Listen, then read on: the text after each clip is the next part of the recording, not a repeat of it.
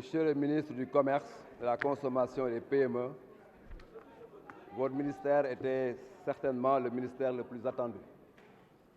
Je crois que les débats depuis ce matin prouvent de manière évidente que vous étiez très attendu, mais cela se comprend parce qu'il s'agit du panier de la ménagère.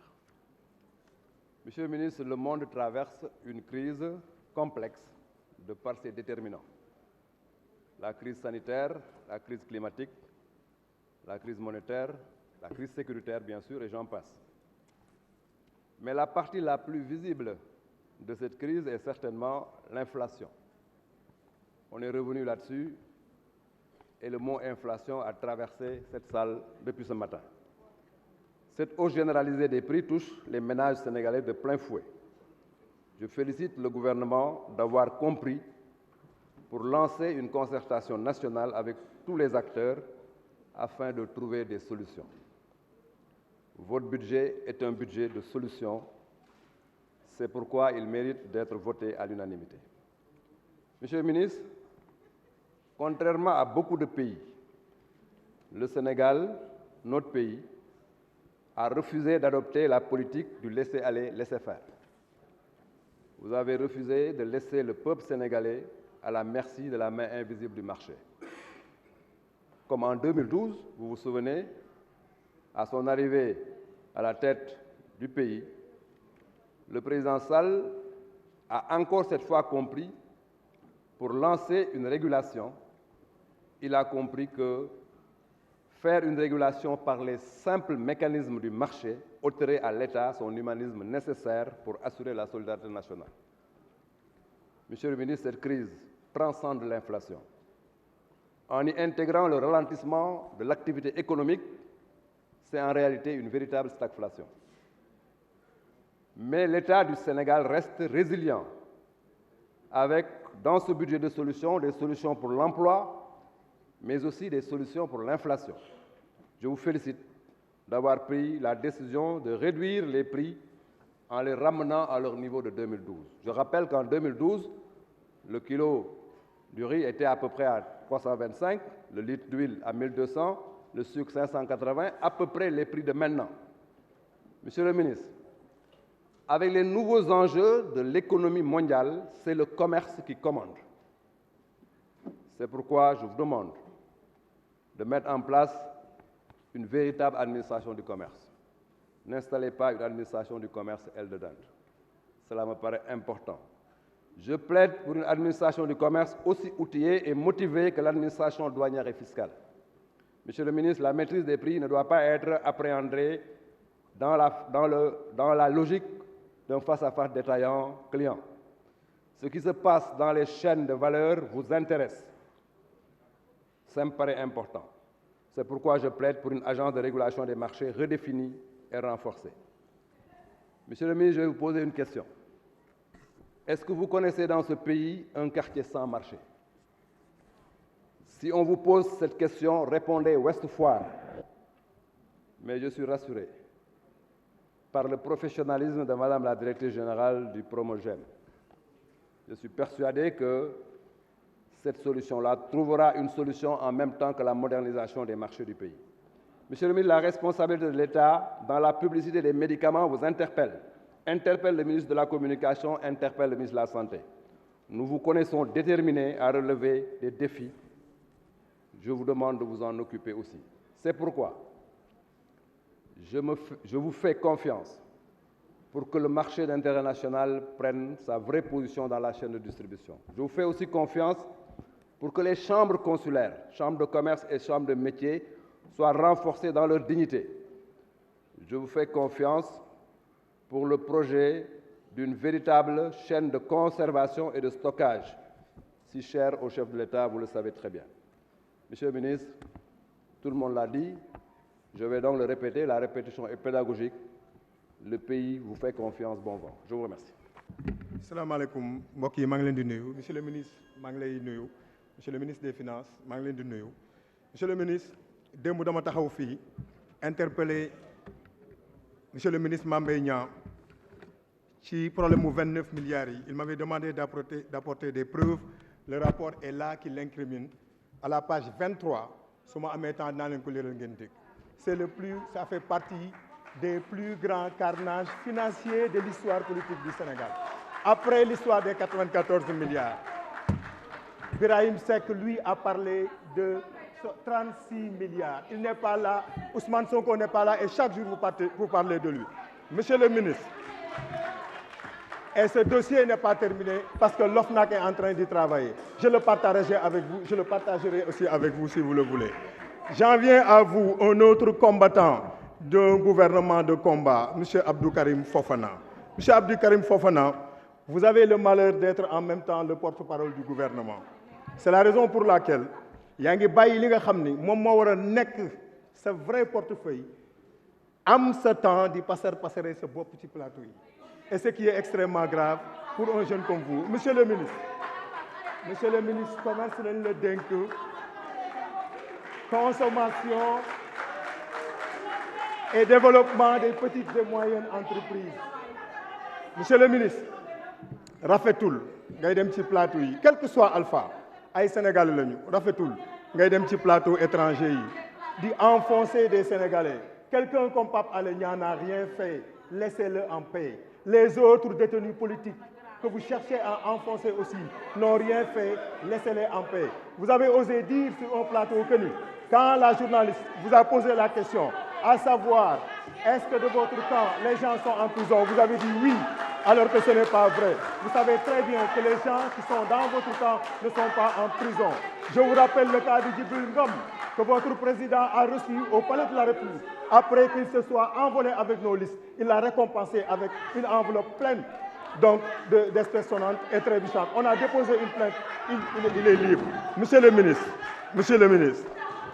le ministre, loyer yi ngeen wàññi ne ngeen loyer yi ngeen wàññi ne ngeen si on ne me laisse pas parler je ne quitterai pas ici. Monsieur le ministre, loyer yi ngeen wàññi amoon na fi, mais est-ce que vous aviez évalué la précédente opération? Il fallait l'évaluer parce que ce loyer-là bi ngeen wàññi mu ngi diviser les Sénégalais, chers collègues, écoutez. Et ce n'est pas normal. Xoolaat leen ko avant ngeen di dugaat ci leneen, évaluer ce que vous avez eu à faire. Hier, on a posé des questions au ministre qui était là.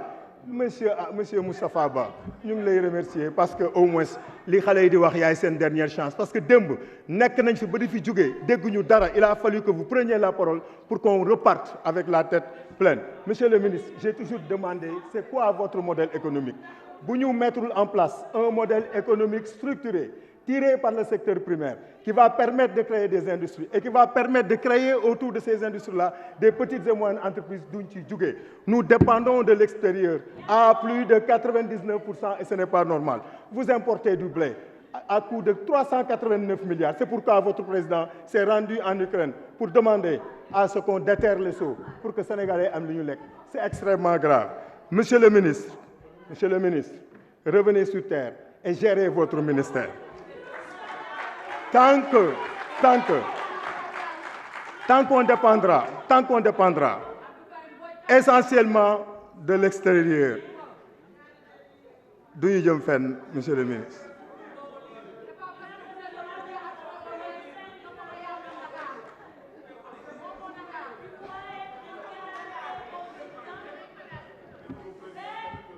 Vous ne faites absolument rien, vous les laissez dire ce qu'ils veulent et après vous allez interrompre les autres.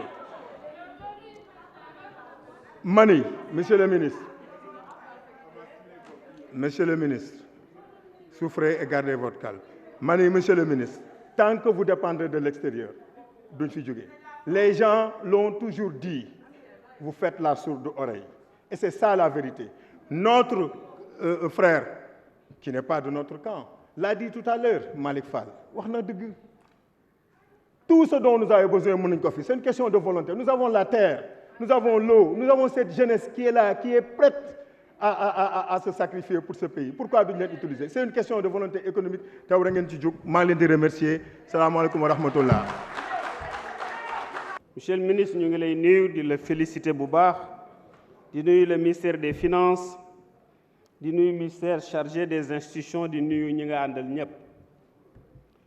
Monsieur le ministre, mon collègue de tout à l'heure, cité mon maire Malick Fall, mais Malick li mu sol lépp fii lañu ko liggéeyee muy xaftaan bi di ñaw bi di mbaxane Serigne Bassirou waaye moom mi ko doon wax costume bi mu sol ak cravate bi dara du ci Sénégal kon du consommer local.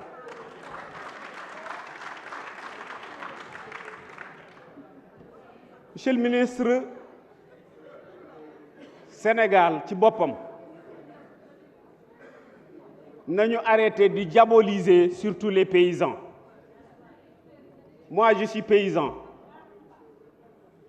Mes parents sont paysans. Je suis du village. Mais je suis sûr que dàquloo leen lekk gënoo leen rafet looy sol. Kon cette misère dont tu parles là et le Sénégal que tu décris, il est où? Ce n'est pas le Sénégal que nous vivons. Vous parlez de l'agriculture. Mais quand le président Macky Sall venait au pouvoir, il n'y avait que 6500 tonnes de semences sélectionnées. Tout était écrémé. Mais aujourd'hui, nous sommes à 60 000 tonnes de semences sélectionnées. Une agriculture demagul fenn. Yow yaa demagul fenn waaye agriculture mu ngi dem fenn. Une tonne 500 de riz. 1 500 000 tonnes de riz. 1 500 000 tonnes d'arachide. Autosuffisant en pommes de terre pour 11 mois. En oignon pour 11 mois. Nga ne agriculture bi demagul fenn yaa demul fenn. Bàyyi leen nax sénégalais yi. Ci ngeen wax ci sujet bii muy budget bi. Ci ñu bàyyi, nous sommes un pouvoir législatif. Laissons le pouvoir judiciaire faire son travail. C'est pas à vous de dicter le pouvoir judiciaire. Suñu nit duñ leen jàpp da ngeen di wax rek. Au nom de la présomption d'innocence, je respecte. Mais Sitor Ndour a ngi ci kaso bi. Pourtant lañ koy jiiñ dey la ñuy jiiñ seen ponkal mi. Ca mu ni fang nag ca nangu ko ca dem fa. Ah waaw kon kay su doon am kuy kaas wala muy am ku mécontent wala koy wax ñun la war a doon ñun ñun jàpp suñu nit tëj ko ca loolu yàggul ca yéen ngeen maase wu 30 fois jaar fa fanweeri yoon nangu ko ca nekk ci biti mais dama ni da ngeen ni dal ca amul noppi Macky Sall wàññi njëg yi nous devons être des citoyens nous les députés. Quand l'État prend de bonnes mesures, c'est à nous, députés, représentants du peuple, d'aller voir les populations, conscientiser les commerçants détaillants et les grossistes pour leur parler. Mais yéen a leen naan lànk leen parce que vous n'êtes pas de bons républicains. C'est pourquoi, monsieur le ministre, je pense qu'aujourd'hui, il faut penser à faire repenser le modèle de la caisse de péréquation et de stabilisation des prix. Repenser le modèle de la Sonadis pour qu'il y ait des magasins témoins dans les quartiers qui obligeront à respecter les prix. Nous ne pouvons plus avoir un service de contrôle économique. Sénégal nekkul foo xam ne moom doo nga fa nekk. Ce n'est pas possible. C'est des services de commerce avec les accords de l'OMS. Parce que vous êtes des dictateurs, que vous êtes nostalgiques de cela. Mais loolu du dox. Quand vous appartenez à un parti où on prend un décret pour nommer des membres du bureau politique, on ne les élit pas. Vous pouvez prétendre à tout, mais il faut savoir raison garder. Monsieur le ministre, vous avez notre soutien, le soutien de la majorité présidentielle. Sachez que vous êtes un excellent ministre et que vous faites du bon travail. Macky Sall du tànn ci wu ne yéen nag dama bëgg porte-parole du gouvernement nga ni gouvernement bi na gaaw ci procès bi nag wala mu génnee si toor rek nag looloo fi ne. Chers collègues, honorables députés, tout d'abord maa ngi sargal sunu lion yi di leen masawu ci li xew démb ci loolu di ci jiital ki nga xamante ne mooy le président Karim Meïssa Wade ci taxawaay bu mu amoon démb wane na patriotisme débordant boo xamante ne tey jii képp ku nekk ci Sénégal xam nga ne Karim Wade tey la gën a bëgg Sénégal. du ko ñaanal mu ñibbisi ak jàmm ñu def ko 5e président de la République du Sénégal incha allah di ci ñaanal aussi le président Abdoulaye Wade yàlla may ko fan bu gudd ak wér gi yaram ba mu fekkee loolu lépp incha allah. Monsieur le ministre, le Sénégal est membre du Commonwealth. Le Sénégal, dans une logique de coopération sous-régionale, est membre de l'UEMOA, de la CEDEAO. le Sénégal est parti à signer les APE. Le Sénégal, depuis 1995, avec la CEDEAO, le TEC est entré en jeu. La ZLECAf est en cours. Face à cette situation au niveau sous-régional et sur le plan international, notre pays peine toujours à décoller. Ce qui l'explique depuis maintenant 8 ans d'exécution du PSE, les exportations peinent à couvrir 55% de nos importations. Monsieur le ministre, ci li ma wax léegi ci tubaab may wax ne Sénégal lépp luy jëm ci wàllu kuréel ci Afrique wala ci àdduna bi adhéré na ci waaye kuréel yooyu yëpp liñ ci jàngat mooy taxul ba léegi Sénégal économie mën a dem entre 2008 depuis 8 ans d'exécution du PSE kon loolu laaj na ñu defaat benn jàngat. Monsieur le ministre, le budget du ministère du Commerce est passé de 22 milliards l'année dernière à 122 milliards, soit une augmentation de plus de 400%. loolu lépp mu ngi jëm ci subvention yi li ci ëpp pour yombal Sénégalais yi pour que seen dundin yomb waaye dañoo war a xool li waral loolu ba prix yi yokk ñu bañ a problème yooyu ñu jéem ko dindi.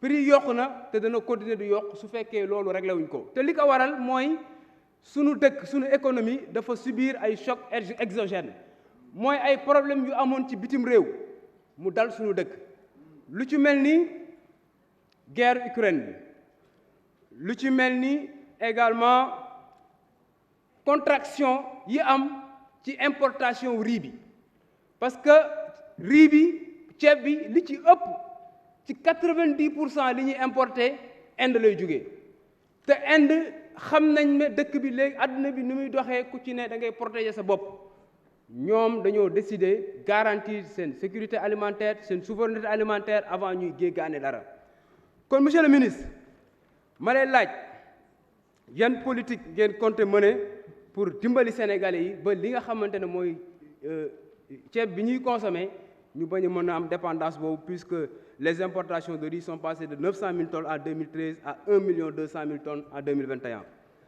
Monsieur le ministre may wax ne Sénégal am na 408 000 entreprises te entreprises yooyu nekk Sénégal yëpp boo xoolee chaque ñaari at mën naa ne 200 entreprises danañ disparaître may wax ne entreprises yooyu yan mesure ngeen jël pour gunge leen da ngay gis jeune bu jugee bitim réew wala ku yore alalam ubbi restaurant am wala ubbi daraam du dem 2 ans 1 an lay dem nga gis restaurant bi tëj man je pense que ni état bi war na di accompagner jeunes yooyu parce que du ñu am suffisamment de moyens ak de ressources pour mën di fay courant bi pour mën di fay location bi ak pour mën di fay ndox bi je pense que état bi bu leen defoon ay subventions peut-être 2 ans yi njëkk yi mu exonérer leen impôt bi bàyyi ba 3e année mu commencé.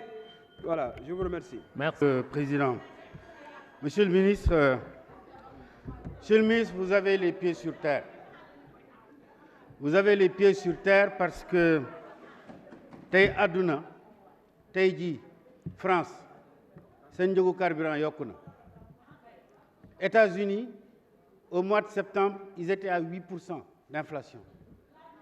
soo ñëwee espace UEMOA bi ñu bokk nga xam ne économie ñoo méngoo doole.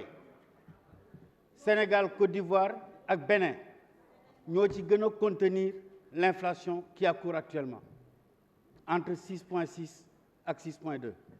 Tous les autres pays de l'UEMOA seen inflation yokku na bi inflation bi yokkoo lan la sa gouvernement def yow mii lan nga def président Macky Sall woote concertation mais bala muy woote concertation fii 13e législature loi de finances rectificative ñaar téeméeri milliards ak ñaar fukk ak juróom lañ jël yokkal salaire ñi nga xam ne ñoo fii liggéey défiscaliser totalement yenn secteurs yi nga xam ne dafay impacter sur les denrées de première nécessité état bi laajatu woon taxe loolu dafa am incidence budgétaire terewul ñuy def loi de finances 2023 ñu jël téeméeri milliards yokk ko sa budget bi nga xam ne ñaar fukk ak ñaar la woon subvention à l'énergie tey jii bu ñu naree dem ba fin décembre on risque de dépasser 450 milliards de subvention à l'énergie loolu yëpp bu ko Sénégal defee président Macky Sall sant gouvernement mu def ko